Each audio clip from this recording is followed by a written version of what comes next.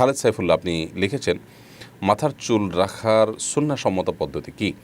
বাবরি চুল রাখা কি সুন্নত? বাবরি রাখার কি নির্দিষ্ট কোনো বয়স আছে? মাথার চুল রাখার সুন্নাহসম্মত পদ্ধতি হলো, সেটি তিনভাবেই আমরা রাখবো, হয় জুম্মা, না হলে লিম্মা, না হলে ওয়ফরা, কান পর্যন্ত, কাঁধ পর্যন্ত, অথবা কান পর্যন্ত, অথবা কাঁধের মাঝামাঝি পর্যন্ত, অথবা পুরা কাঁধ পর্যন্ত। তিন ভাবের যে কোনো একভাবে, অর্থাৎ তিনটা মাপের যে কোনো এক মাপে আমরা বড় করে চুল রাখবো, এটি হলো সুন্নাহ। এছাড়া পুরো মাথার চুলকে সমান করে কাটা, এটা হলো জায়েজ, এটা আমরা করতে পারি চাইলে।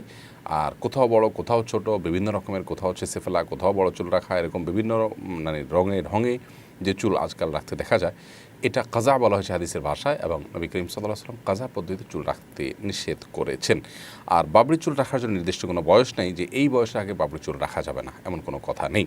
সাদিক রহমান আপনি লিখেছেন, গোসল ফরজ হওয়ার পর পানি ব্যবহারের সমস্যা হলে তায়াম্মুম করে কি নামাজ পড়া যাবে?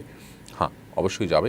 গোসল ফরজ হওয়ার পর পানি ব্যবহার যদি অসুবিধা হয়, পানি ব্যবহার করার মতো পরিস্থিতি না থাকে, শারীরিক কারণে বা নানা কারণে গরম পানি ব্যবহার করার মতো যদি না থাকে, তাহলে সেক্ষেত্রে তায়াম্মুম করে ফরজ গোসল হলেও সেই ফরজ গোসলের কাজ তায়াম্মুম দিবে এবং তাতে নামাজ পড়া যাবে। ধরুন স্বপ্নদোষ হয়ে গেল, গোসল ফরজ হয়ে গেল, কিন্তু পানি ব্যবহার করে গোসল করা সম্ভব নয়, তাহলে এই অবস্থায় তিনি তায়াম্মুম করলে এই তায়াম্মুম যেমন ওযুর কাজ দিতে, তেমন ফরজ গোসলেরও কাজ দিবে।